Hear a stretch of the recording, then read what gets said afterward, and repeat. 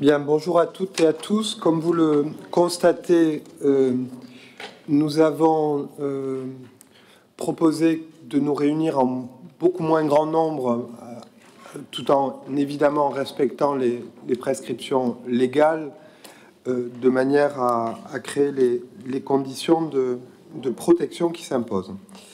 Je vais à présent procéder à l'appel des présents. Monsieur Le Checker. Présent. Madame Alphonse a donné pouvoir à Monsieur Legmizi. Monsieur Bedreddine a donné pouvoir à Madame Carlier. Madame Atia. Présent. Monsieur Stern. Présent. Madame Lana. Présent. Monsieur Consalvi. Présent. Madame Lorca. Présent. Monsieur Lamarche a donné pouvoir à Monsieur Vigneron. Madame Keita a donné pouvoir à Monsieur Leroy. Monsieur Madol. Présent. Madame Menouj. Monsieur Digallo. Présent. Madame Dehaye. Présent. Monsieur Vigneron. Madame Bonneau a donné pouvoir à Madame Bertin. Monsieur Mété a donné pouvoir à Madame Glémas. Madame Definel a donné pouvoir à Madame K. Monsieur Molossi a donné pouvoir à Monsieur Stern. Madame Bertin. Monsieur Lekmizi. Madame Guérin a donné pouvoir à Madame Le Gourlirec. Madame Kreshkadek. Monsieur Charles a donné pouvoir à Madame Kreshkadek. Monsieur Beltran a donné pouvoir à Madame Atia. Madame Ben Saïd a donné pouvoir à Monsieur Madol. Madame Carlier. Madame Serre a donné pouvoir à Monsieur Molossi. Madame Glémas. Madame Leleu a donné pouvoir à Madame Menouche. Monsieur Galera. Monsieur Abdoul Baki. Madame Poulard, a donné pouvoir à Madame Édouin. Monsieur Guéguin. Madame Doucouré a donné pouvoir à Madame Lorca. Monsieur Perrault a donné pouvoir à Madame Ternicien. Madame Ternicien. Madame Édouin. Madame Péramor. Madame Le Gourlirec. Monsieur Chénaud a donné pouvoir à Madame Lana. Monsieur Delaunay. Monsieur Imbarki a donné pouvoir à Monsieur Delaunay. Madame K. Monsieur Molossi. Monsieur Thomé a donné pouvoir à Madame Péramor. Madame Eugas n'est pas là. Madame Ristache. Monsieur Vendry a donné pouvoir à Madame Ristache. Madame Mazet a donné pouvoir à Monsieur Guillot. Monsieur Guillot. Monsieur Cerne n'est pas là. Madame Yonis et Monsieur Leroy. Je vous propose de désigner Monsieur Stern en tant que notre secrétaire de séance. Y a-t-il des oppositions? Pardon, monsieur. Oui, Stern. Y a-t-il des oppositions? Je n'en vois pas. Des abstentions? Proposition adoptée à l'unanimité. Je vous remercie. Je vous propose également de désigner 2 assesseurs chargés du dépouillement des bulletins de vote dans le cadre du scrutin inscrit à l'ordre du jour. Je vous propose de désigner Madame Péramor ainsi que Madame Ristache. Y a-t-il des oppositions? Je n'en vois pas. Cette proposition est adoptée. Je vous remercie. Le quorum étant constaté, le secrétaire de séance désigné, le conseil municipal peut à présent délibérer. S'agissant... Y a-t-il des observations sur le procès-verbal? Je n'en vois pas. Je vous informe que Monsieur Cerne a fait part de rectification s'agissant du PV, s'agissant du vœu du conseil municipal de Montreuil 30 septembre 2020 en soutien à la marche nationale des sans-papiers passant à Montreuil du 15 au 17 octobre 2020. Monsieur Cerne estime que la relation faite dans le procès-verbal et son vœu et de sa présentation lors de la séance du 30 septembre est proprement scandaleuse et constitue pour le coup un potentiel faux en écriture publique. Toutefois, il convient que Monsieur Cerne précise sa demande de rectification pour qu'elle soit apportée au PV. Par ailleurs, Monsieur Cerne souhaitait que soit mentionné que les questions orales 1 et 3 posées par écrit n'ont pas pu être exposées en séance. Nous pouvons donc le mentionner au PV. S'agissant de la délibération 34, Monsieur Cern a fait connaître le fait que soit mentionné que le conseil municipal n'a pas pris acte dans la mesure où la mise au vote n'a été expressément refusée par le maire en séance, dans la mesure où Monsieur Cern a formé un recours gracieux contre ce qu'il considère être une délibération du conseil municipal. Ceci étant toujours en cours d'instruction, je ne ferai aucun commentaire. Nous pouvons toutefois ajouter au PV qu'il y a eu un débat sur la notion de prendre acte d'un rapport et de sa mise aux voix et que Monsieur Cern n'était pas d'accord avec cette analyse, considérant qu'il s'agissait d'une délibération. Je mets donc aux voix ces demandes de le procès-verbal ainsi rectifié, qui est pour,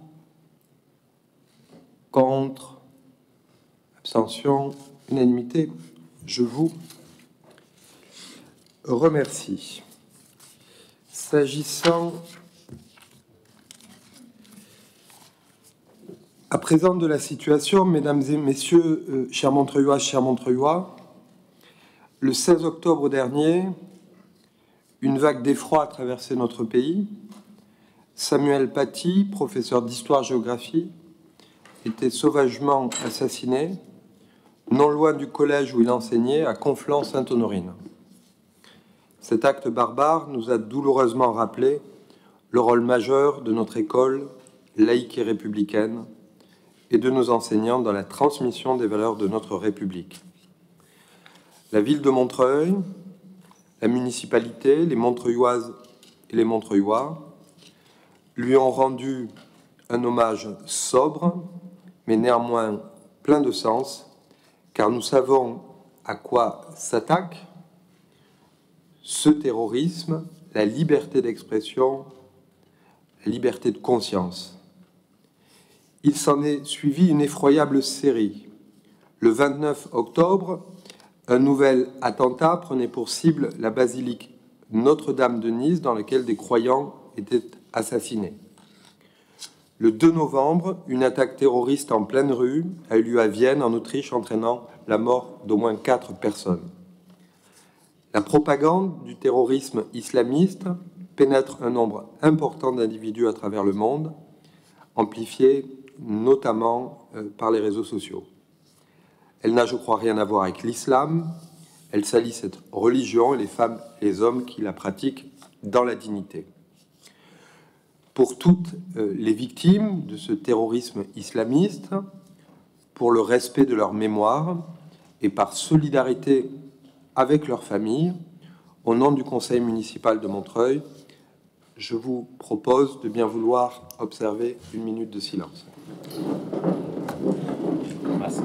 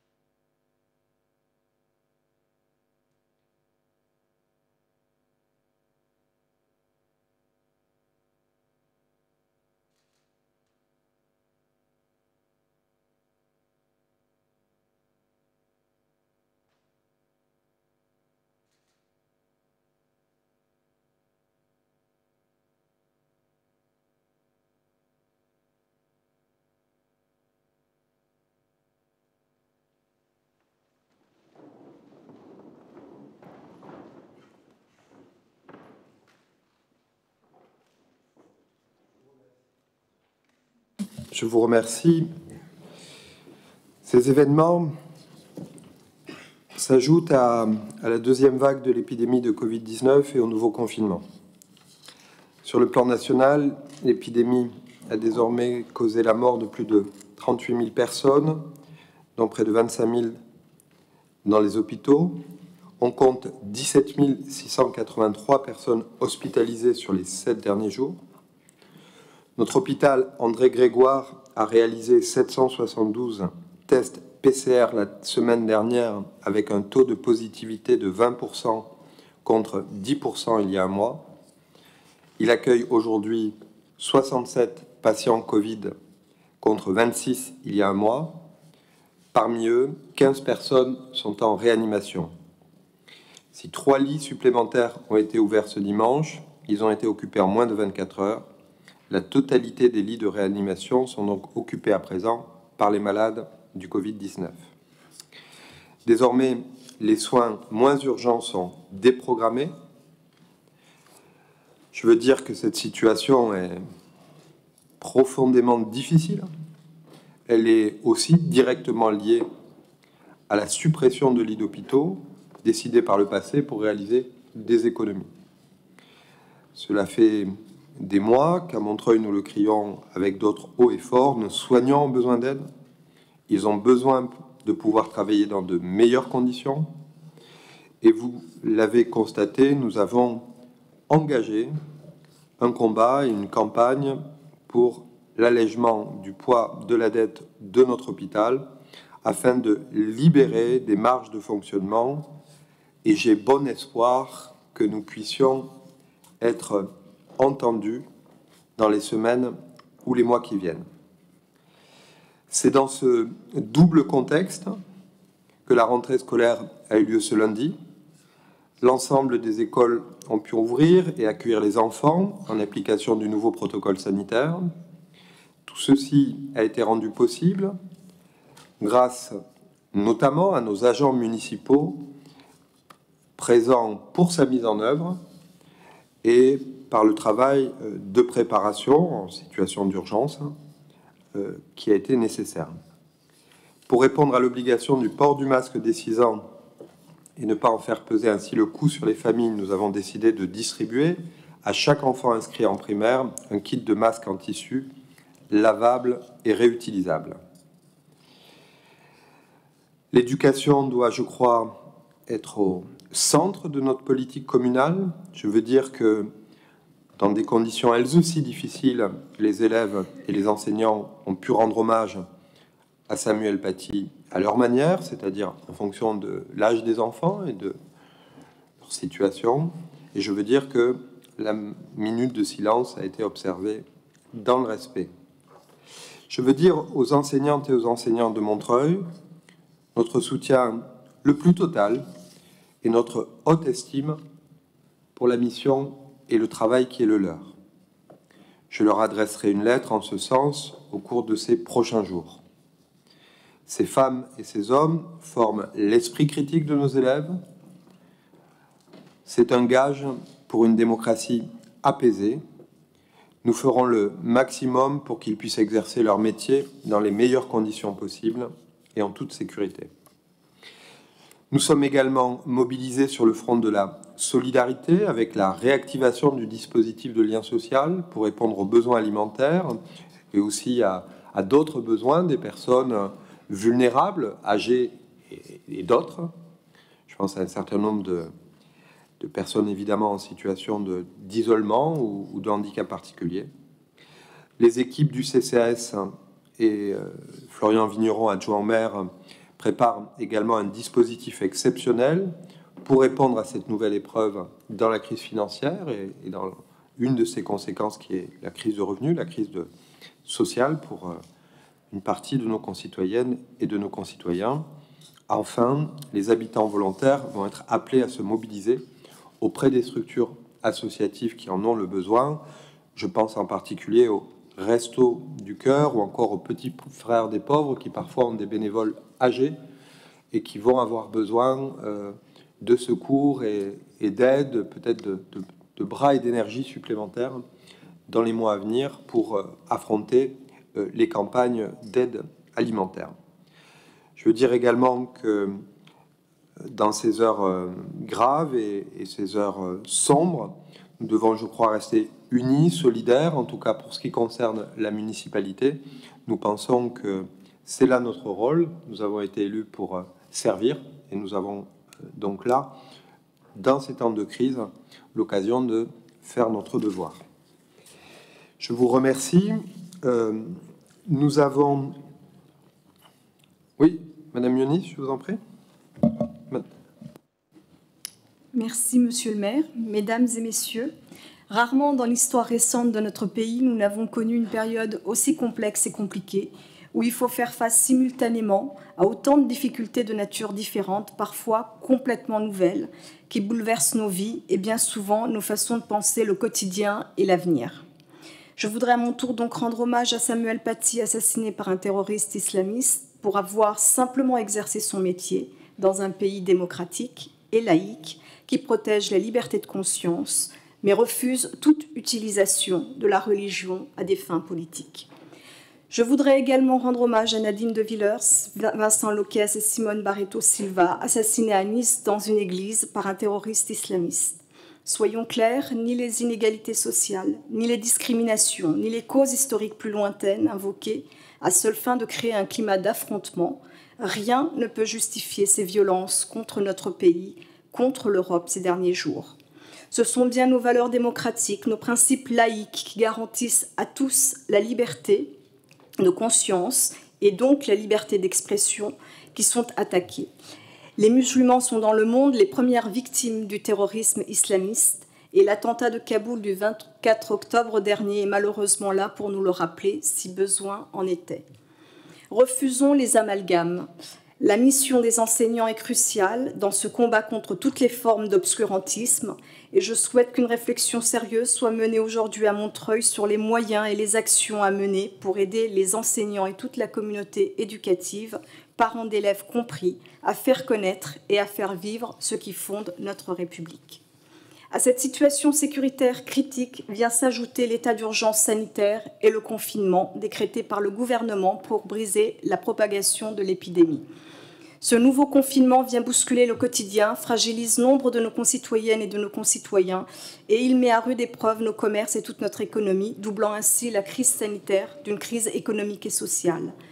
Nous avons toutes et tous bien compris, je crois, que le gouvernement a été dépassé.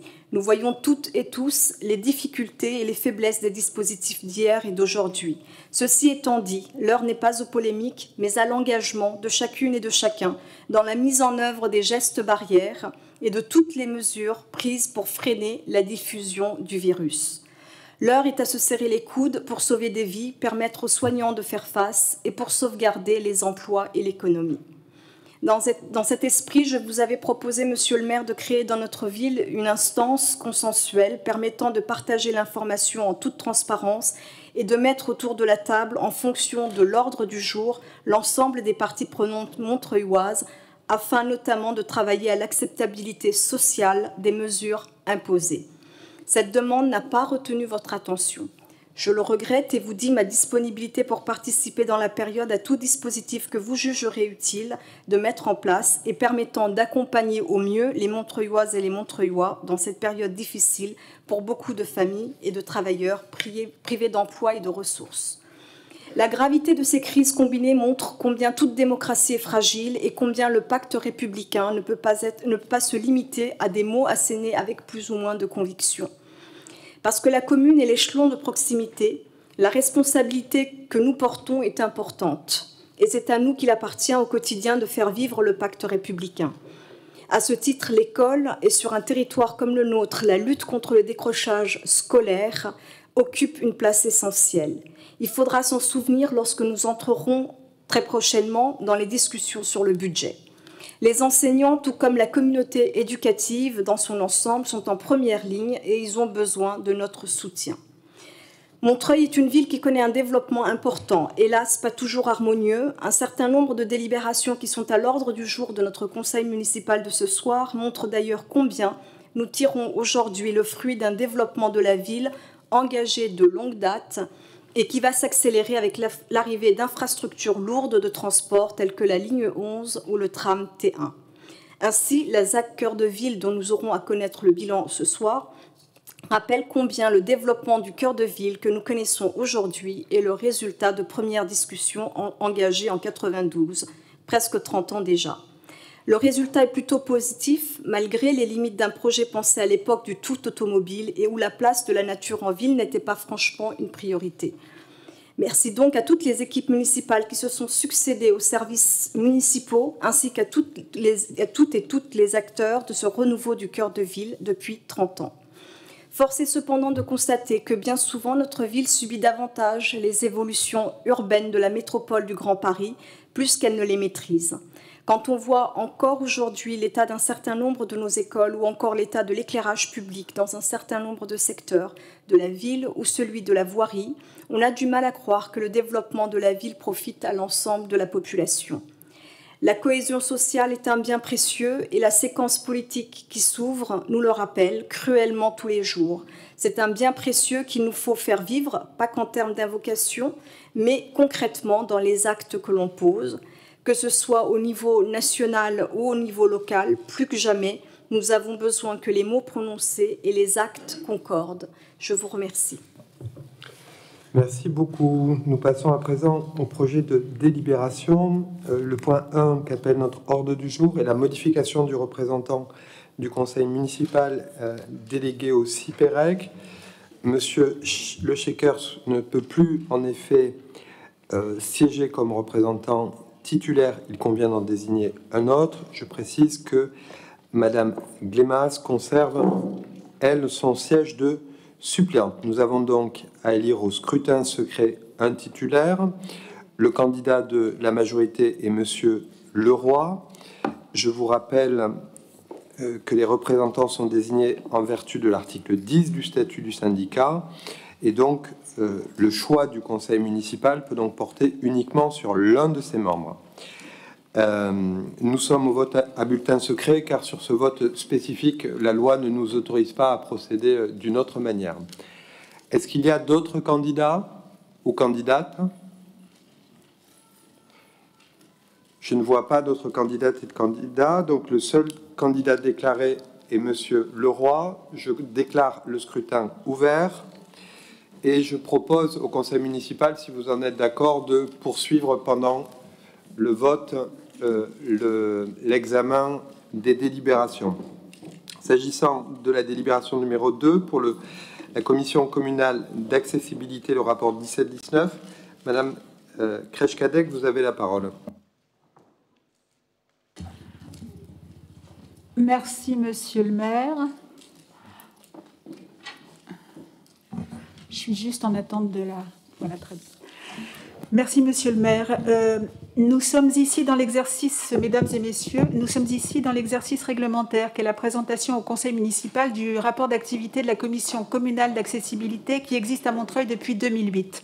Elle regroupe un collège d'élus, de représentants de l'administration municipale, d'associations, de services médico-sociaux, de représentants des personnes handicapées, d'usagers et de personnes qualifiées. La ville de Montreuil souhaite mener une politique ambitieuse, transversale et intégrée du handicap. L'enjeu est que tous les services municipaux prennent en compte dans la conception et la réalisation de leurs projets la question du handicap et de l'accessibilité pour tous. La notion d'accessibilité s'étend à tous les types de handicap et à tous les domaines de la vie en société. Vous avez été, mes chers collègues, destinataires du rapport exhaustif qui a été présenté à la commission communale d'accessibilité lors de sa séance du 28 septembre dernier. Je vous propose ce soir de faire quelques focus sur les différentes thématiques qui structurent notre action. Tout d'abord, l'accessibilité des bâtiments et des espaces publics, avec en particulier la mise en place d'équipements sonores sur la voie publique, dont des feux tricolores. Un certain nombre de feux sont déjà équipés. Nous avons pour projet d'enrichir ce parc, mais une vigilance est à maintenir sur la maintenance précisément. C'est une question qui a été évoquée par les usagers lors de la commission communale d'accessibilité. Autre équipement, les balises sonores qui permettent aux personnes aveugles et malvoyantes de se repérer. 3 sont actuellement en fonctionnement, 17 autres devraient suivre. Il y a aussi des exemples de travaux qui sont réalisés en fonction des demandes ou des besoins particuliers, comme la pose d'une rampe à l'entrée de la salle de la rue de la Convention, qui est utilisée par les Baba Yaga. Cette intervention fait suite à une demande d'habitantes, ou encore la réfection des enrobés de la rue Voltaire, proche de l'IEM Evoludia, qui accueille des adultes en situation de handicap, ou de la rue de Danton. Une programmation d'arpentage en amont des chantiers avec des personnes concernées par le handicap est mise en place régulièrement. Ici, nous voyons sur la place de la République cet arpentage avec des services municipaux et des membres de l'association Handicap Ensemble. C'est cette concertation qui a permis l'installation d'un premier espace de jeu inclusif et il est prévu d'installer au cours de ce mandat d'autres espaces de jeu de ce type dans différents quartiers, toujours en concertation avec les usagers. Depuis l'élaboration de notre agenda programmé, un travail de formation à l'accessibilité se poursuit en direction des techniciens des bâtiments, des espaces publics et de la voirie. Et cela, comme c'est montré ici, prendre la forme de mise en situation. L'accès à la santé, c'est un axe important, avec en particulier l'ouverture du CMS Savatero dans la tour Altaïs, qui est complètement accessible. En ce qui concerne l'accessibilité, on a travaillé avec un groupe de travail autour de la signalétique, qui est un des points stratégiques dans le cadre de l'accessibilité, en particulier dans le centre Daniel Renoux, qui a été un centre expérimental, en tout cas pour la ville, avec un travail, et toujours en lien avec des usagers, par un travail sur les textes, les pictogrammes, la délimitation des espaces et l'utilisation de codes de couleurs. À noter que la signalétique du centre Daniel Renoux a été utilisée, le principe a été utilisé pour le centre Savatero. Et toujours en parallèle, la formation des personnels, ici des personnels du centre, des agents d'accueil et des professionnels du centre de santé Daniel Renoux.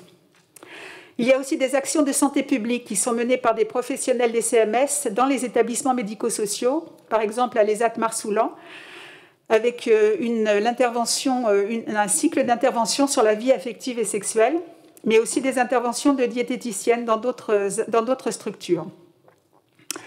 Autre axe important de notre action, l'éducation, l'enfance, la petite enfance. Et monsieur le maire, vous en parliez dans votre propos liminaire, on est dans un sujet vraiment important, qui se décline dans plusieurs domaines. La première, c'est la mise en place de passerelles crèche-école, avec la mise en place d'un dispositif autour du lien entre professionnels de la petite enfance et ADSEM pour faciliter l'entrée à l'école d'enfants à besoins particuliers. Cela a donné lieu à des temps d'échange de pratiques entre les professionnels des crèches et les ADSEM et des temps d'information animés par les professionnels des crèches autour du développement du petit enfant. Nous envisageons d'élargir à leur demande ce dispositif aux crèches associatives. Un parcours de sensibilisation au handicap dans les écoles, c'est un projet qui est mené en partenariat avec la direction de l'éducation et qui est proposé dans le cadre des appels à projets pour les classes.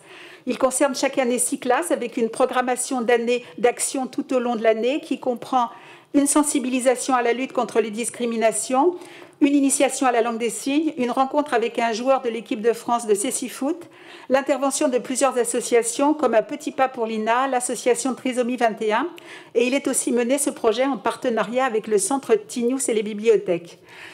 Il donne lieu à une remise de diplôme. Cette année, cette remise a eu lieu en classe, mais traditionnellement, et les enfants en sont très friands, lors de la manifestation Tous pas pareils, tous égaux sur l'estrade avec monsieur le maire. Et les enfants repartent avec ce diplôme et je dois dire qu'on a quelquefois le plaisir en se promenant dans les écoles de voir ce diplôme qui trône dans les halls d'école.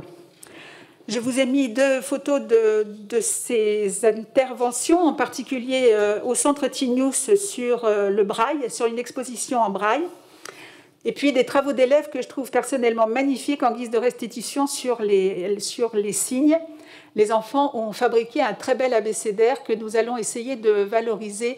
Là, pour le moment, il est simplement en version numérique, mais il est prévu qu'on travaille avec la bibliothèque pour le réaliser en vrai. La sensibilisation du grand public avec la manifestation Tous pas pareils, tous égaux, qui est une manifestation annuelle, interactive, festive et culturelle, qui permet de donner de la visibilité à la question du handicap et permettre des échanges. Nous n'avons pas pu la tenir cette année. Nous sommes en train de travailler pour la prochaine édition à une forme compatible avec les exigences sanitaires si nécessaire. Les structures médico-sociales sont demandeuses de la tenue de cette manifestation. Alors bien sûr, il y a encore des grands chantiers à ouvrir, outre la poursuite des actions engagées.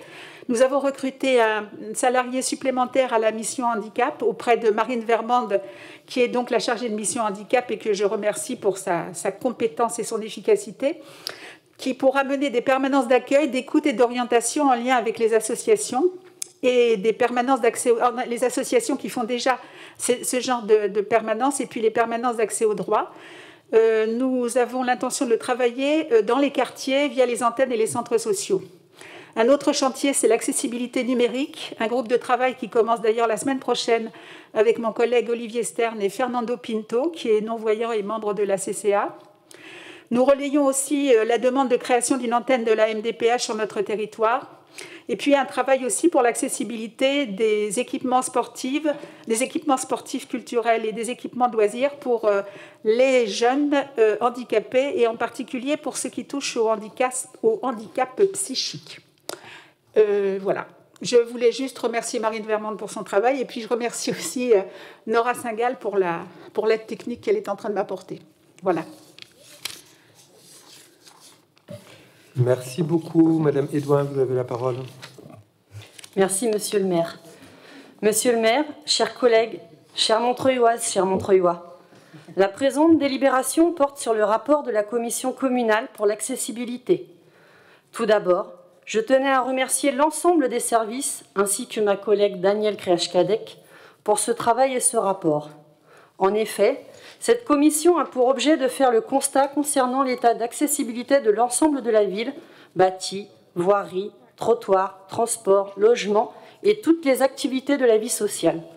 Le Parti socialiste a toujours porté l'accessibilité pour toutes et pour tous, tant sur les questions d'espace public que sur l'accès aux services publics et aux aménagements de la voirie, au cœur de son combat pour les personnes les plus en difficulté dans notre société.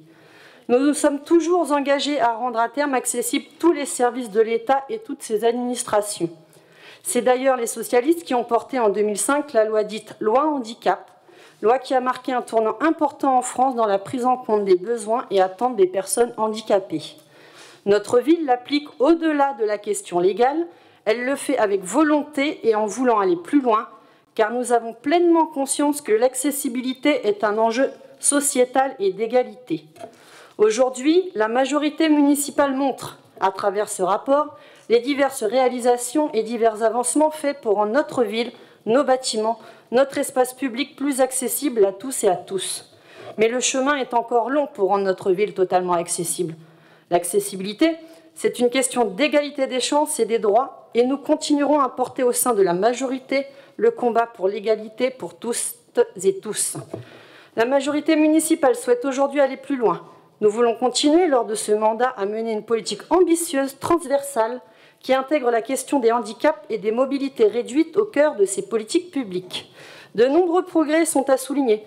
Plus de places de stationnement pour les personnes à mobilité réduite, 54 en 2 ans. De nombreux bâtiments publics mis aux normes en termes d'accessibilité. De nombreuses modifications de l'espace public pour rendre nos trottoirs praticables. La mise à disposition de bips sonores. L'ensemble de la majorité et nous, socialistes, souhaitons que ce travail continue. Nous devons répondre à travers l'ensemble des services municipaux, projets et espaces publics à la question de l'accessibilité pour toutes et pour tous. Nous devons continuer à supprimer les obstacles du quotidien que connaissent certaines et certains de nos concitoyens pour favoriser l'accessibilité dans les rues, les logements et les services de la ville. Nous devons continuer à nous battre pour améliorer l'accès aux droits et aux prestations, aux démarches administratives et autres droits, comme par exemple les écrivains publics. L'accessibilité, c'est aussi la question de l'accès à l'emploi, tant dans le privé que dans le public. Montreuil accompagne et se bat aux côtés des personnes ayant un handicap. Notre direction des ressources humaines mène d'ailleurs un énorme travail autour du maintien dans l'emploi. La ville mène également le combat de l'accessibilité sur la question du logement. Contrairement au gouvernement qui, dans la loi Elan, a fait une véritable régression sociale puisque la part des logements neufs accessibles aux personnes en situation de handicap passerait de 100% à 10%, la ville continue son combat pour l'accessibilité dans les logements pour toutes et tous. Ce sont plus de 62 dossiers logements qui ont été traités par le SCHS. Pour continuer le travail, nous devons sensibiliser les bailleurs sociaux au recensement des logements accessibles. Nous mesurons le travail qu'il nous reste à mener en matière d'accessibilité et donc de plein exercice par les personnes handicapées de leur citoyenneté. Si la politique conduite commence à porter ses fruits, elle doit se poursuivre sur le long terme avec toujours autant de volonté et surtout avec la participation active des personnes handicapées. Je sais que mon collègue Olivier Stern portera dans sa délégation ce combat avec force et conviction, spécialement concernant l'accessibilité liée au numérique et le plan piéton. Le groupe Montreuil Socialiste prend acte de ce rapport et sera présent à vos côtés, chers collègues, chers Montreuillois, chères Montreuilloises, afin de poursuivre le combat pour l'accessibilité pour toutes et tous. Je vous remercie. Merci beaucoup, Madame Glemas. Vous avez la parole.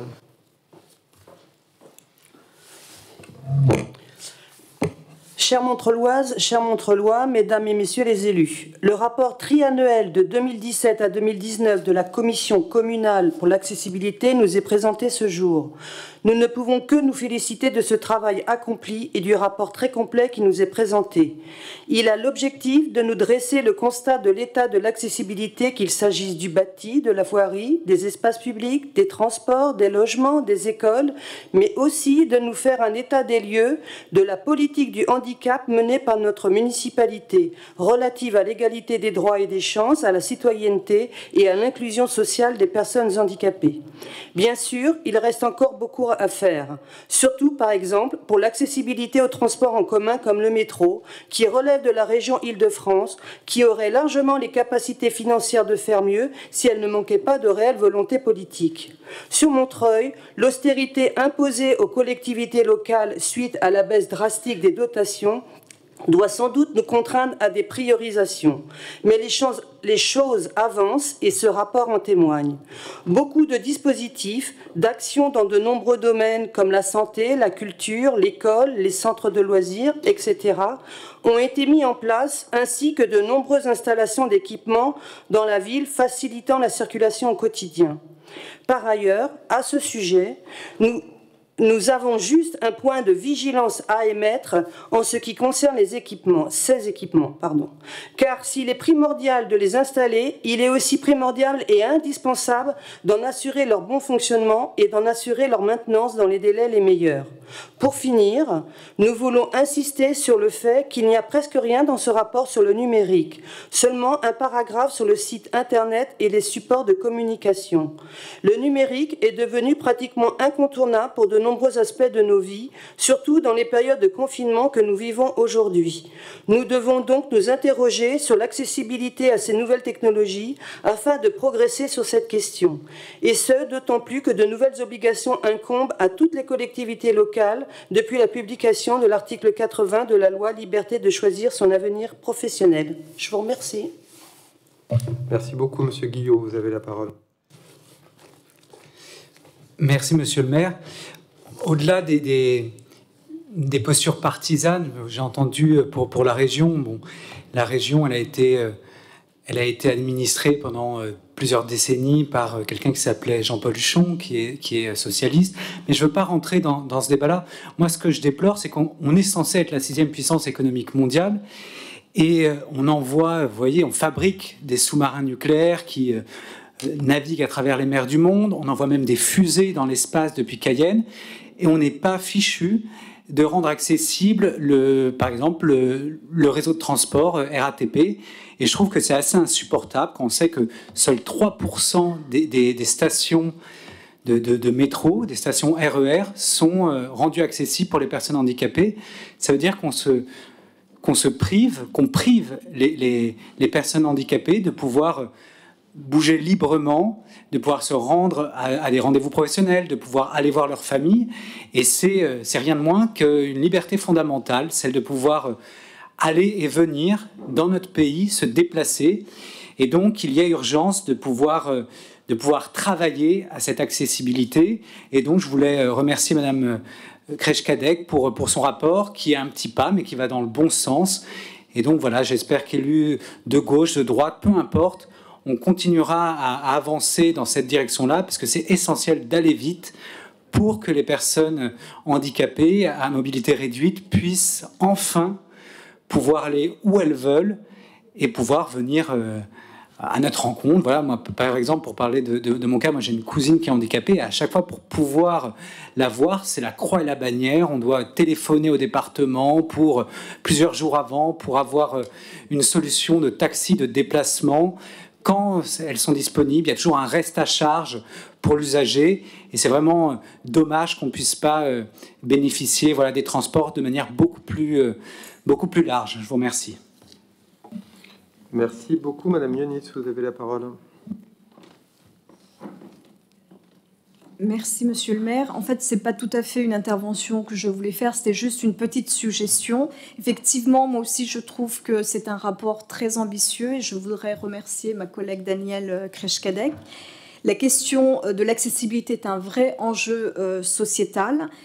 Ce rapport, comme je le disais, est ambitieux, mais pour aller au bout de l'ambition, je pense que l'agenda d'accessibilité programmée de la ville devrait être une partie du plan pluriannuel d'investissement de la ville.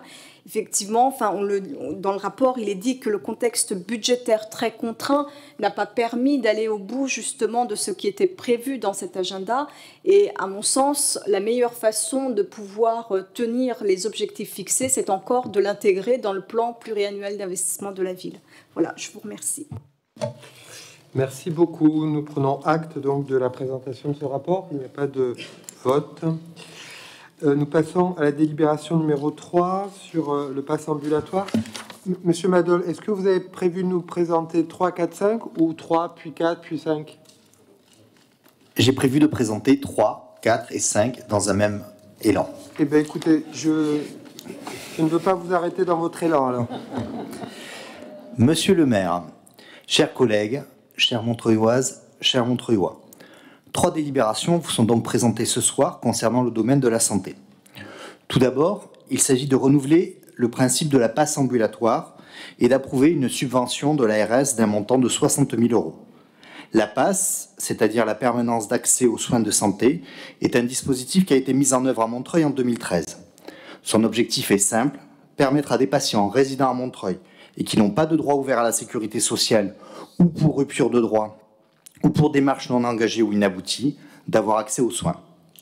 Quant au fonctionnement de cette passe, les patients se présentent de façon spontanée ou sont orientés par le réseau précarité de la ville vers le centre de santé. Ils y sont alors pris en charge et aidés dans la réalisation du dossier d'obtention de droits. Ils peuvent également être soignés dans les CMS et ce sans avance de frais. Parallèlement, nous avons passé une convention avec le CHI André Grégoire qui permet d'avoir accès aux consultations de spécialistes non présents dans les CMS ainsi qu'aux principaux examens. Nous avons également une convention avec une pharmacie qui permet l'accès aux médicaments essentiels. Et enfin, une collaboration avec la mutuelle communale permet d'orienter vers la prise en charge par une mutuelle quand cela est possible. Ce processus monte en puissance chaque année avec 85 patients pris en charge en 2017, 253 en 2018 et 303 en 2019. Même si nous ne pouvons que nous réjouir que des personnes... Même si nous ne pouvons nous réjouir que des personnes soient dans cette situation, nous pouvons être fiers du travail effectué par nos services et de l'aide apportée à ces personnes qui en ont besoin. La deuxième délibération concerne une convention avec le XAPA, c'est-à-dire le Centre de soins, d'accompagnement et de prévention en addictologie. Le XAPA accueille des publics en situation d'addiction pour les accompagner au niveau sanitaire et social. Et l'idée est de continuer le partenariat avec ce XAPA et entre la ville et les CMS. Et la dernière délibération consiste en une subvention qui est accordée à l'association Bolder, qui œuvre dans le domaine de la santé mentale. À travers ces 3 délibérations, tout comme nous le faisons en agrandissant le centre de santé Daniel Renoux et en travaillant toujours à l'augmentation de l'offre de soins, nous voulons faire vivre la volonté et les objectifs de la ville en matière de santé publique. La lutte contre les exclusions et l'amélioration de l'accès aux soins d'abord. La réduction des inégalités territoriales de santé ensuite. Enfin, nous voulons continuer à développer une approche globale qui permette de prendre en charge les patients dans une démarche qui soit physique, psychique et sociale. Ces principes correspondent au cœur de l'identité de notre ville et je vous demande ce soir de bien vouloir les soutenir.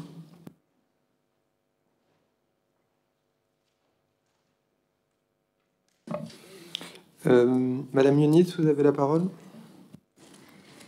Je vous remercie, Monsieur le maire, Mesdames et Messieurs. Je voudrais profiter de l'examen de ces 3 délibérations relatives à la santé pour renouveler mes remerciements et mon soutien à tous les professionnels de santé et à toutes celles et tous ceux qui vaillamment assurent dans la période les missions de service public et de santé de ville. L'aggravation de la pandémie en Europe et dans notre pays doit nous inciter à repenser en profondeur nos propres politiques municipales de santé. Les mesures d'urgence ne suffiront pas, c'est bien l'ensemble de nos façons de penser et d'agir pour la prévention sanitaire et pour la coopération entre tous les modes de pratique de soins qui doivent être revisités. Monsieur le maire, je vous ai questionné sur votre stratégie en la matière sans obtenir de réponse. Mais bien souvent, les faits et les actes en disent plus long que les paroles et les silences. Comme moi, vous savez combien l'offre médicale de ville sur notre territoire est insuffisante. Montreuil, c'était en 2019 une cinquantaine de médecins généralistes pour une ville de plus de 110 000 habitants, plus de 58% d'entre eux, de ces médecins en exercice, ayant donc plus de 55 ans. Sur le plan de la répartition territoriale, c'est maintenant l'ensemble du territoire communal qui est déficitaire. La médecine de ville, même concentrée sur le centre-ville et le Bas-Montreuil, ne suffit plus pour répondre aux besoins dans ces quartiers et le Haut-Montreuil reste dramatiquement démuni. Quand nous présenterez-vous, Monsieur le maire, un réel plan d'action pour renforcer l'attractivité de Montreuil pour les médecins de ville et pour toutes les professions médicales? Depuis le début du XXe siècle et la création du premier dispensaire municipal, les dispensaires devenus centres municipaux de santé ont toujours été le fer de lance de la politique de santé municipale. C'est une fierté pour Montreuil que d'avoir construit et préservé au long des années cet outil précieux pour l'accès aux soins et à la prévention pour toutes et pour tous. C'est d'ailleurs dans cet esprit et pour permettre un meilleur accès aux soins des habitantes et des habitants du Bel Air, Grand Péché et des Grands Péchés que la municipalité menée par Dominique Voynet avait créé en 2011 le centre municipal de santé Tawhida Bencher. À la grande surprise des habitantes et des habitants des quartiers concernés, sans en avoir informé personne, vous avez décidé de fermer en mars 2020 en toute discrétion ce centre de santé. Au dernier conseil municipal, vous aviez répondu à mon interpellation que cette fermeture s'expliquait par un regroupement avec le centre municipal de santé Daniel Renoux. Après avoir approfondi la question avec des habitantes et des habitants, j'ai réalisé que dans le même mouvement, vous aviez décidé de fermer la PMI Daniel Renoux et toujours sans concertation, ni même information des habitantes et des habitants, des conseils de quartier eux-mêmes laissés à l'abandon. Lorsque l'on sait l'importance de la protection maternelle et infantile et le suivi des enfants de 0 à 6 ans, on se demande comment vous et votre majorité prenez les décisions. Sur quels critères? Le développement de l'offre de santé et la réponse aux besoins des populations les plus fragiles ou de simples critères de gestion, de rationalisation technocratique des moyens. Vous allez arguer du fait que la PMI est une compétence départementale et que ce n'est pas vous, mais le département qui décidez en matière de PMI. Je n'en disconviens pas. Mais avant d'aller plus loin, je voudrais juste rappeler aux Montreuilloises et aux Montreuillois qui nous écoutent que le département à Montreuil, c'est votre majorité, puisque effectivement 3 de vos maires adjoints siègent au conseil départemental et pire encore, le vice-président qui porte au département la compétence de l'enfance et de la petite enfance et qui est donc responsable de cette réorganisation cachée est bel et bien un membre de votre exécutif. Monsieur le maire, vous avez interpellé les pouvoirs publics sur la situation de l'hôpital intercommunal et en cela, vous avez raison. Vous avez initié une pétition que je soutiens pleinement. Vous avez raison d'interpeller le gouvernement sur la situation de l'hôpital intercommunal, mais cette interpellation aurait plus de force si, en ce qui concerne notre propre ville, vous mettiez réellement en œuvre tous les moyens dont vous disposez pour renforcer toutes les dimensions de l'offre de soins et de prévention. Pour éclairer mes propos, je vais reprendre l'exemple de la maison médicale de garde, la MMG. À Montreuil, la maison médicale de garde a été mise en place en 2010 avec le soutien de l'ARS et l'amicale des médecins. Son fonctionnement est aujourd'hui suspendu, j'imagine faute de locaux, suite au déménagement du centre municipal de santé Bobillot. Pourtant, cette maison médicale de garde est essentielle, car elle permettait sur notre ville une permanence des soins, notamment le week-end. Elle a accueilli en 2018 plus de 4000 patients. Ce dispositif participait à désengorger les urgences de l'hôpital intercommunal puisque seul 1% des personnes reçues à la maison médicale de garde étaient orientées vers les urgences de l'hôpital. Aujourd'hui, alors que son efficacité n'était plus à démontrer, alors que nous bénéficions pour son fonctionnement d'une subvention de l'ARS, le fonctionnement de la maison médicale de garde est donc suspendu. Tout le monde attend que vous proposiez un local municipal adapté. La PMI qui quitte Daniel Renoux, le centre municipal de santé Tawhida Bencher qui ferme, le fonctionnement de la maison médicale de garde suspendu. Tout cela sans la moindre concertation. Encore une fois, on est en plein dans le « faites ce que je dis », mais surtout ne faites pas ce que je fais. Ceci est d'autant plus gênant à mon sens que nous sortons d'une période de consultation électorale et qu'il eût été, je vais conclure, Monsieur le maire, et qu'il eût été utile d'éclairer les électeurs sur vos intentions réelles en matière de santé. Le maillage territorial dont nous avons hérité en matière de santé est un bien précieux. La crise sanitaire, économique et sociale dans laquelle nous sommes plongés nous le rappelle si besoin en était. Et je trouve pour ma part dangereux de dilapider sans concertation, comme vous le faites avec votre majorité, un si précieux héritage. Je vous remercie. C'est moi qui vous remercie. Madame Tamicia, vous avez la parole. Monsieur le maire, mesdames et messieurs les élus, mesdames, messieurs, la population de Seine-Saint-Denis cumule un certain nombre de facteurs augmentant le risque de problèmes psychiques tels que la pauvreté, la discrimination, la composition familiale, la densité de population et les problèmes liés à l'accès au logement. Depuis 50 ans, 2/3 des lits en psychiatrie ont fermé en France et, comme d'habitude, notre département est lésé en la matière puisqu'on dénombre 437 lits pour l'ensemble des habitants du département. Face à la pénurie de moyens proposés par l'État pour répondre aux besoins en santé mentale dans le département, la ville de Montreuil s'implique depuis plusieurs années en la matière au travers de ses 3 centres municipaux de santé et son conseil local de la santé mentale, dont l'un des rôles est de lutter contre la stigmatisation en santé mentale et permet de favoriser l'implication des personnes ayant des troubles psychiques au sein de la vie locale. La précédente délibération qu'a présentée Daniel Kreshkadek sur le rapport de la commission communale pour l'accessibilité nous montre d'ailleurs les efforts que nous avons à faire en matière d'inclusion.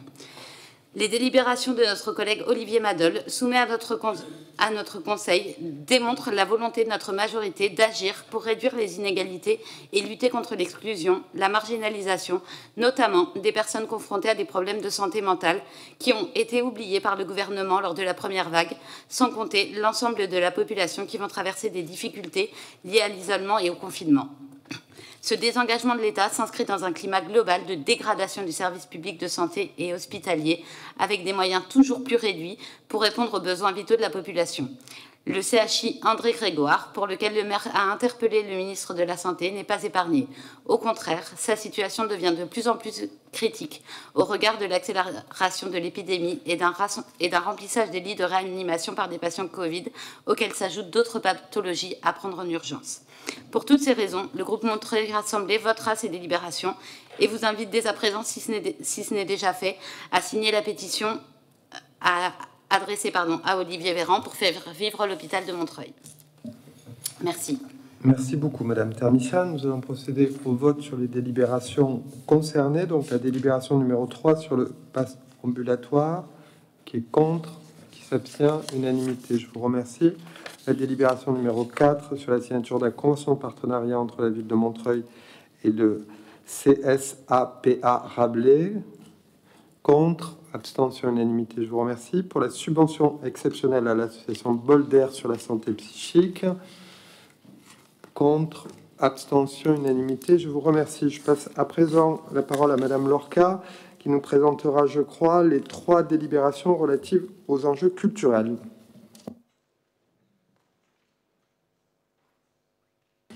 Dans un instant, elle nous rejoindra dans un petit moment. Je passe aux délibérations faisant l'objet d'une procédure simplifiée. Délibération numéro 9 avec l'approbation de la convention d'objectifs et de financement entre la ville et l'association Sens de l'Humus. Demande d'intervention, je n'en vois pas, je mets aux voix, contre abstention unanimité, je vous remercie.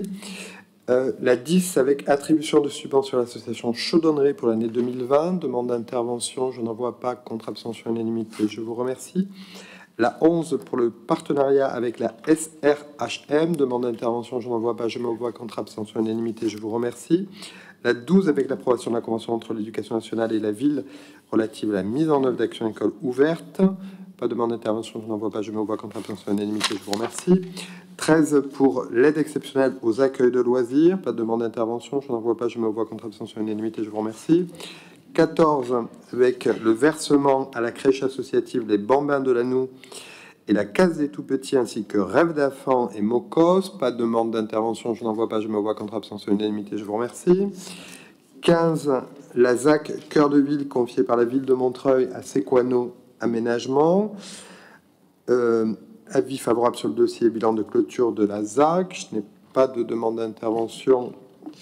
Je n'en vois pas. Je mets aux voix, contre abstention unanimité. Je vous remercie. Et Madame Lorca nous ayant à présent rejoint, nous passons à la présentation des délibérations 6, 7 et 8. Madame Lorca, vous avez la parole. Merci Monsieur le maire et avec mes excuses. Alors ces 3 délibérations, merci déjà de me permettre de les présenter. Elles relèvent d'un axe très fort de nos politiques culturelles, qui est les arts et la culture pour toutes et pour tous. Alors on entend souvent, c'est vrai qu'on n'est jamais complètement ravi du résultat, mais on entend souvent que les pratiques culturelles demeurent élitistes, que malgré tout ce qu'on fait, peu de choses sont faites en direction des publics éloignés. Ce n'est pas la réalité, comme ce n'est pas la réalité non plus de prétendre que toutes et tous nous avons le même accès aux arts et à la culture, et les raisons sont multiples et sont complexes. Alors on incrimine souvent le manque d'équipements culturels dans les quartiers populaires.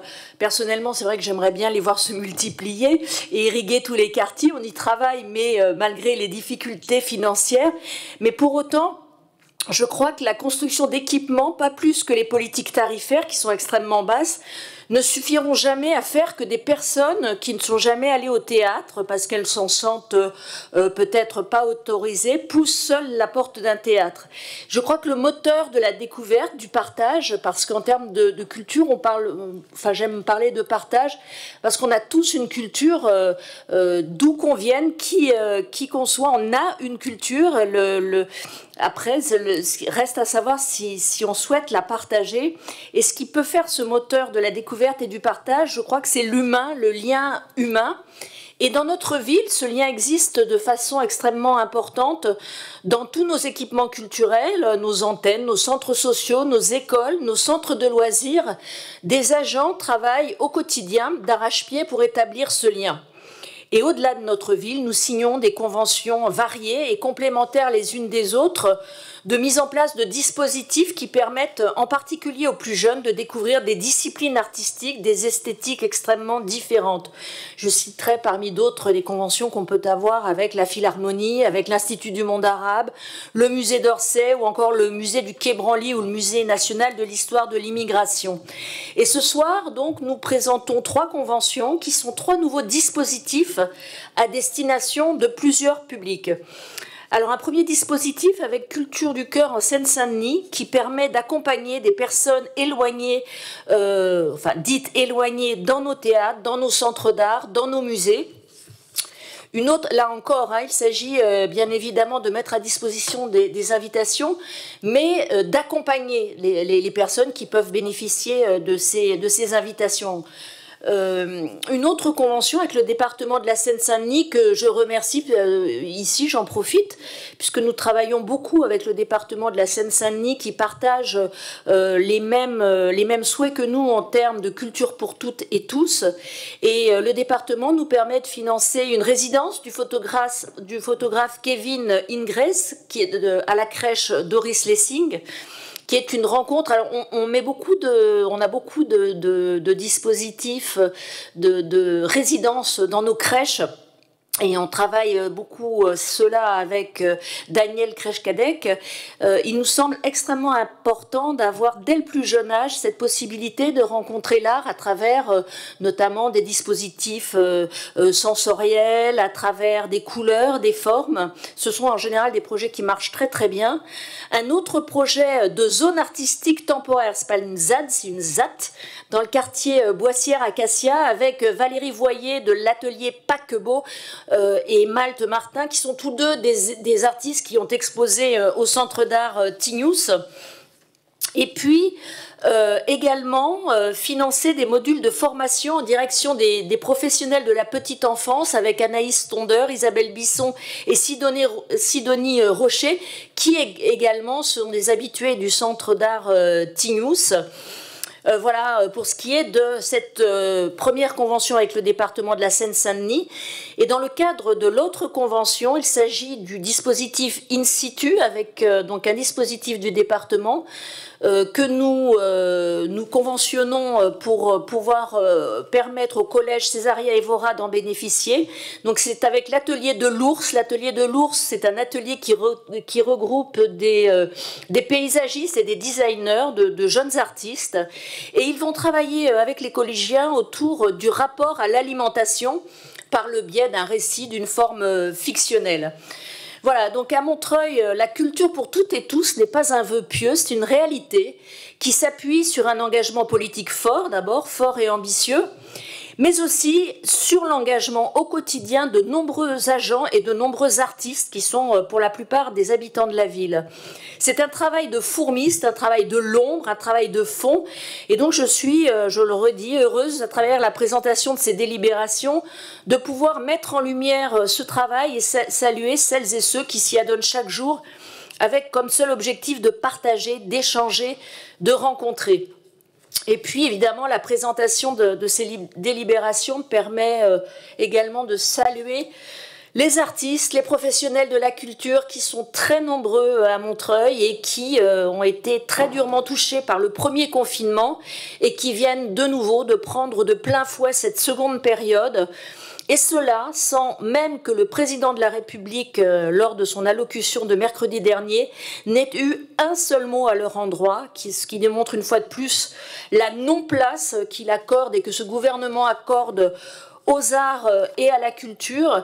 Et je dirais peut-être, oui, je vais le dire quand même, qu'au regard du sort qui est fait à l'éducation nationale en cette période de confinement, où on demande aux enseignants de recevoir les élèves, mais dans quelles conditions? J'en parlais avec mon collègue Richard Galera tout à l'heure, 33 enfants, 33 jeunes dans une classe, mais dans le même temps, on refuse l'ouverture des salles de cinéma et des théâtres qui tous, en tout cas, moi, dans tous ceux dans lesquels j'ai pu aller, pendant la période de couvre-feu, respectent les barrières sanitaires, vraiment ont respecté, ont vraiment joué le jeu, mais on interdit l'entrée dans ces salles de cinéma et de théâtre, pendant que dans le même temps, les gens sont confinés dans le métro et les jeunes dans les salles de classe. Voilà, donc moi, je trouve extrêmement, évidemment, néfaste de rendre invisibles les politiques d'émancipation qui ont fait, qui font et qui feront les lumières avec un L majuscule dans notre pays. Et cette non-place, c'est un choix de société, et c'est en plus une aberration économique quand on sait le poids de la culture dans le PIB, mais c'est d'abord un choix de société, c'est le choix de société du gouvernement, mais ce n'est pas le nôtre, ce n'est pas celui de la mairie de Montreuil, et j'en profite pour remercier Monsieur le maire et mes collègues, parce que en termes de mise en avant de la culture, de valorisation de la culture, et du fait qu'elle puisse irriguer les différentes délégations qui sont portées par mes collègues à Montreuil, c'est une évidence, et donc je sais que c'est loin d'être le cas dans toutes les collectivités, donc un grand merci et encore une fois tout notre soutien à nos artistes qui en ont beaucoup besoin en ce moment. Merci beaucoup Alexis. Je n'ai pas de demande d'intervention. Je mets aux voix la délibération numéro 6 sur le partenariat Ville de Montreuil Culture en Cœur. Contre abstention unanimité, je vous remercie. Délibération 7 sur le In-situ résidence collège. Je mets aux voix contre abstention unanimité, je vous remercie. La 8 sur la convention avec le département. Je n'ai pas de demande d'intervention, je mets aux voix contre abstention unanimité, je vous remercie. Nous passons à la feuille de proclamation des résultats, puisque nous avons eu un vote dont le suspense tient chacun et chacune en haleine ici. Puisqu'il y avait un seul candidat, Yann Leroy, dont nous verrons dans un instant s'il a été élu. Nombre de conseillers présents, 50. Donc, pourquoi on ne m'a pas donné le nombre de conseillers présents? Alors, 53. Nombre de conseillers n'ayant pas pris part au vote, 0. Bulletin blanc et nul, 4. Suffrage exprimé, 49. La majorité absolue, moitié plus 1 des suffrages exprimés, est de 28. Yann Leroy, vous avez obtenu 49 voix.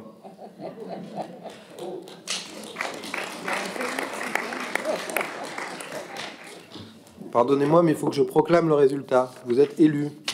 Félicitations. Là, vous pouvez l'applaudir. Bon. Délibération 16 sur la vente de terrain à Cassia pour un alignement de voirie. Pas de demande d'intervention, je mets aux voix contre abstention unanimité, je vous remercie. Délibération 17 avec la cession de la copropriété du 111 rue de Paris. Pas de demande d'intervention. Si Madame Yonis, vous voulez prendre la parole? Non. Je mets aux voix, contre abstention unanimité. Je vous remercie. 18, l'usufruit pour les FIF sur la parcelle AY14 du 198 rue de Paris. Je mets aux voix, contre abstention unanimité. Je vous remercie. La 19 pour le 153-159 rue Étienne Marcel pour la session à Cogedim Paris Métropole. J'ai une demande d'intervention de Monsieur Guillot. Je vous en prie. Oui, merci Monsieur le maire. Alors d'abord je voulais remercier Gaylord Le Shaker parce que j'ai bien reçu les croquis, parce qu'ils ne figuraient pas au dossier qu'on nous a remis pour le conseil municipal. Donc avoir une vision, ce que je demandais, une vision du projet. Et je trouve que c'est un beau projet qui respecte le caractère de quartier, de faubourg, l'îlot. En tout cas, c'est un assez joli projet avec des pavés, une rue de pavés, voilà. Mais par contre, là où j'ai une réserve, c'est sur l'attribution des logements. Je m'explique. Le prix moyen d'accession à la propriété, tel qu'il est mentionné au dossier, c'est de 5 600 € du mètre carré, alors que le prix moyen dans le secteur, quand on regarde sur Internet, c'est 7 000 € du mètre carré pour l'ancien, voire 8 000 € quand c'est du neuf. Donc on comprend facilement qu'il y a un vrai avantage pour les gens qui auront la chance de bénéficier des logements, parce que certains logements sont à l'accession à la propriété. Et c'est dans ce cas-là, il va y avoir beaucoup de demandes, évidemment. Et ce qui est important, c'est de pouvoir savoir comment va-t-on départager les demandes, parce que généralement, il y a beaucoup plus de demandeurs que de logements disponibles. Alors, à ma connaissance, ce n'est pas précisé dans le projet. Et en règle générale, dans ce type de projet, c'est premier arrivé, premier servi. Et moi, j'ai en souvenir, il y a 2 ans, il y avait un projet Ogic Imo qui était rue du Sergent Godefroy. Et j'avais accompagné un ami qui voulait postuler sur un des logements. Et donc, il y avait effectivement énormément de monde. Il fallait être là à 19h pour pouvoir être parmi les premiers identifiés par l'huissier de justice.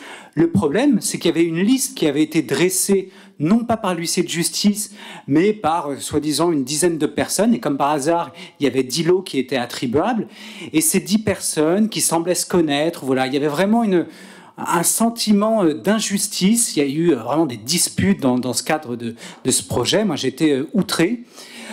Ça donnait vraiment l'impression, voilà, que c'était des salariés d'Ogic Imo qui s'étaient donné le bon mot et qui allaient donc bénéficier de ces logements à tarif préférentiel et tarif préférentiel financé grâce à la ville de Montreuil, parce que on fait une convention avec Ogic ou avec Cogedim en leur vendant pas trop cher un terrain sous réserve qui fassent de l'accession à la propriété à un prix intéressant, ce qui est génial, mais dès lors que les critères d'attribution sont clairs et précis. Et là, par exemple, pour le cas d'Ogic Imo, moi, ça m'a fendu le cœur. Il y avait une enseignante qui enseigne dans une école de Montreuil. Elle habitait pas à proximité, et donc elle espérait vraiment pouvoir obtenir un de ces logements. Et malheureusement, elle a été écartée du processus qui était vraiment assez clandestin comme manière de fonctionner.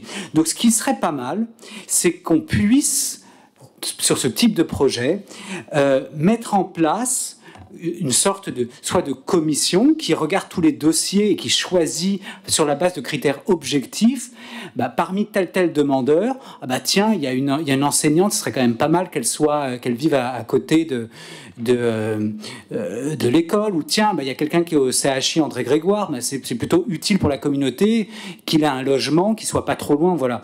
Je trouve que il y a sans doute des solutions qui sont beaucoup plus efficaces, bien meilleures pour la communauté que premier arrivé, premier servi, et puis sans huissier de justice, sans rien. Donc ça serait vraiment bien qu'on puisse mettre en place cette attribution de logement par critères objectifs, surtout que, comme j'ai dit, c'est un beau projet.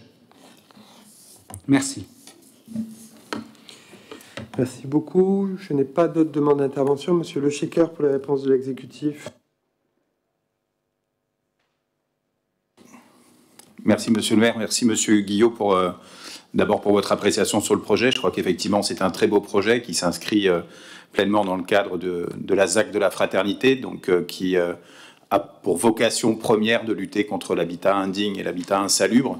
J'aurais à ce titre également associé à ces délibérations mon collègue Stéphane Beltran, particulièrement mobilisé sur le sujet. Nous fêterons vendredi les 10 ans de la Soreca, qui est l'aménageur public avec lequel nous travaillons sur ce projet de résorption de l'habitat indigne dans le Bas-Montreuil. Et effectivement, contrairement à la pratique qui peut prévaloir dans un certain nombre de collectivités, vous savez, quand on rase le passé, on fournit ça aux promoteurs qui rasent tout, on vous fait des quartiers sans âme. Or là, le cahier des charges de cette consultation, qui avait été piloté par la ville avec Est Ensemble, qui sont, et l'établissement public foncier, qui sont les deux propriétaires fonciers, l'un des objectifs était de préserver un maximum le caractère patrimonial de ce secteur Volpellier, avec cette venelle si particulière et avec un certain nombre de bâtis qui vont pouvoir être conservés. À ça s'ajoute un certain nombre d'exigences que nous avons posées. On en a légèrement discuté lors de la commission technique avec Monsieur Guillaume, mais notamment, je pense à la reconstitution d'une offre de logements sociaux, puisque qui dit logement insalubre dit que des gens vivaient dans ces logements insalubres. Donc un diagnostic social a eu lieu, les personnes ont pu être relogées temporairement, le temps de pouvoir ensuite retrouver, s'ils le souhaitent, le chemin du retour pour continuer à vivre dans le quartier qui était le leur. Donc la ZAC nous permet de reconstituer une offre de logements sociaux conséquent, répondant au niveau de vie des locataires du logement social. Sur la question de l'accession à la propriété, l'accession à la propriété privée, où là, c'est la logique du marché qui prévaut, Monsieur Guillaume, malheureusement. Et effectivement, à Montreuil, on a décidé, dès 2014, avec la mise en place de ce qu'on a travaillé en concertation avec les habitants, de ce qu'on a appelé la charte de la construction durable, à pouvoir encadrer les opérations immobilières. En gros, c'est encadrer le marché, encadrer cette logique, excusez-moi du terme, capitaliste, qui consiste finalement à faire la sélection entre les plus riches et les autres étant ceux qui sont systématiquement évincés de la possibilité d'accéder à la propriété. Vous l'avez dit à très juste titre, ça va même au-delà les prix que dans le privé et dans l'ancien, sur le secteur du Bas-Montreuil. Pour les premières fois, on commence à voir dans le marché de l'ancien des biens qui sont mis en vente dans le secteur du Bas-Montreuil ou dans le secteur, par exemple, Solidarité Carnot, quasiment à 10 000 € le mètre carré. C'est-à-dire on va progressivement là où Paris est déjà aujourd'hui, avec la conséquence qu'on le connaît, c'est le départ d'un certain nombre de populations qui ne sont plus en capacité de pouvoir se loger. Donc nous appliquons par une négociation avec les promoteurs l'encadrement des prix de sortie. On arrive à le faire avec un certain nombre de promoteurs, d'autres n'acceptent pas ce jeu-là, entre guillemets, avec une grille de prix qui est affichée dans la charte de la construction durable, qui est régulièrement mise à jour pour permettre également de rester quand même en adéquation avec la réalité du marché. Sur la question des critères, Monsieur Guillot, c'est là où on touche à la limite de l'exercice. La ville ne peut que encadrer, encourager à l'encadrement des prix de sortie. Ensuite de quoi, il appartient au promoteur et au promoteur lui-même et seul de gérer la commercialisation de ces logements.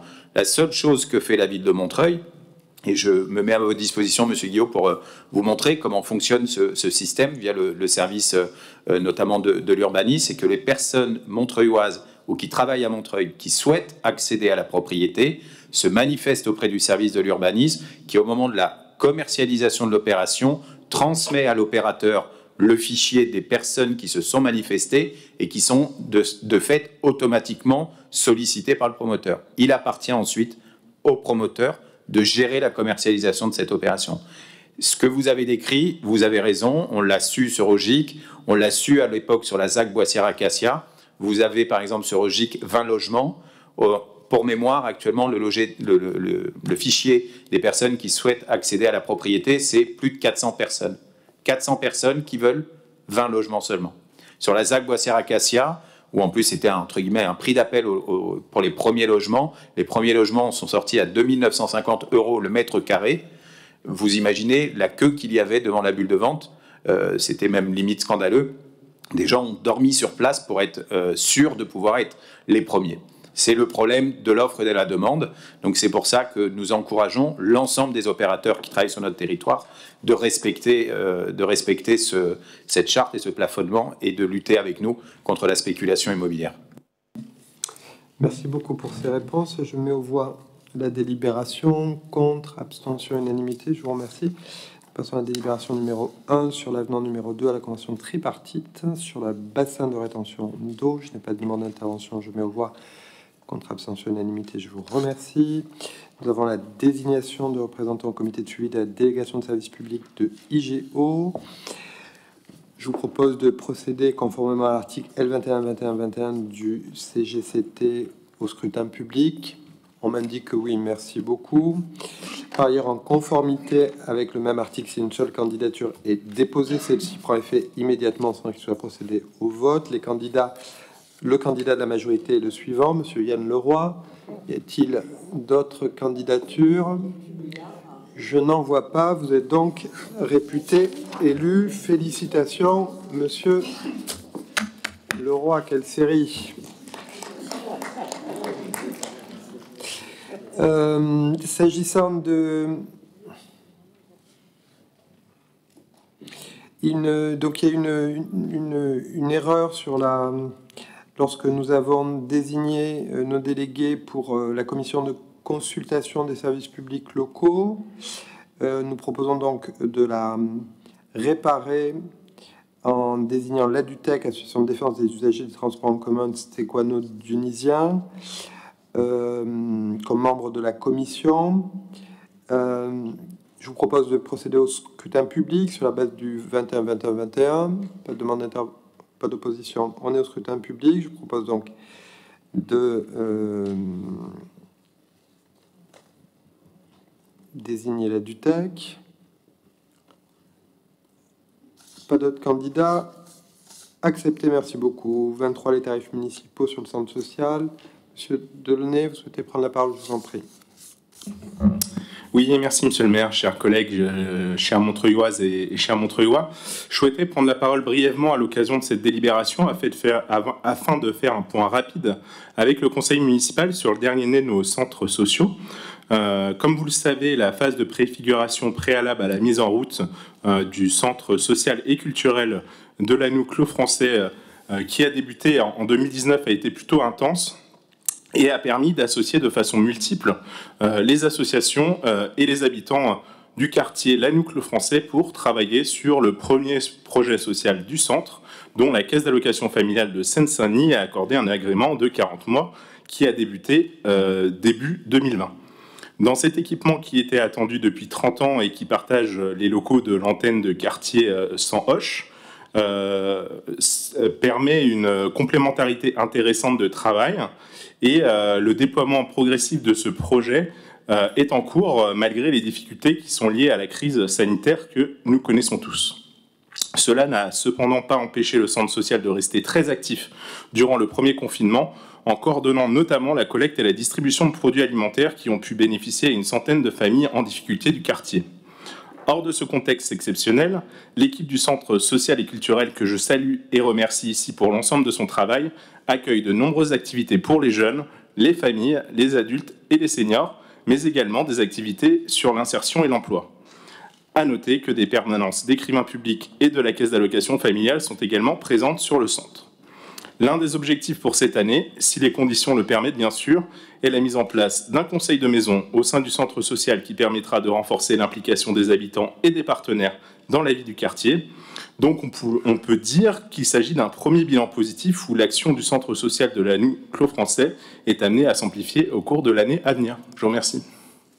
Merci beaucoup pour ces précisions, Romain. Je mets aux voix. Contre abstention unanimité, je vous remercie. On est sur la 24 avec les garanties d'emprunt sur la 3F. Pas de demande d'intervention, je mets aux voix. Contre abstention unanimité, je vous remercie. L'organisation du recensement, pas de demande d'intervention, je mets aux voix. Contre abstention unanimité, je vous remercie. J'ai reçu une question orale de Monsieur Pierre Cerne au sujet du fonds de dotation auquel je répondrai par écrit.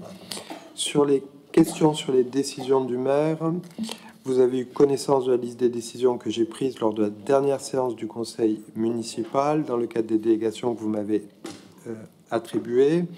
J'ai reçu de M. Cern la question suivante pour chacune des décisions que j'ai prises. Pouvez-vous expliquer ce qui a amené à cette décision de votre part et avec quelles recommandations des services juridiques de la ville? Ma réponse est la suivante. Les décisions prises par le maire dans le cadre de la délégation accordée par le conseil municipal par délibération du 28 mai 2020 ont été communiquées aux élus sur le cloud. La jurisprudence n'impose pas au maire de devoir justifier chacune des décisions qu'il prend. Il faut simplement que le compte-rendu des décisions soit suffisamment explicite pour que soit remplie cette obligation d'information du conseil municipal. Ainsi, par exemple, concernant les contrats, la notion de contenu suffisamment explicite peut, à tout le moins, comprendre les éléments essentiels du contrat au sens de l'arrêt du Conseil d'État, commune de Montélimar du 13 octobre 2004, au nombre desquels figure notamment l'objet précis de celui-ci, mais aussi son montant exact et l'identité de son attributaire. Les décisions qui vous ont été communiquées comportent toutes ces informations et satisfont donc à la jurisprudence. Nous avons à présent épuisé notre ordre du jour. Je vous remercie de votre participation et je vous souhaite la soirée la plus excellente possible.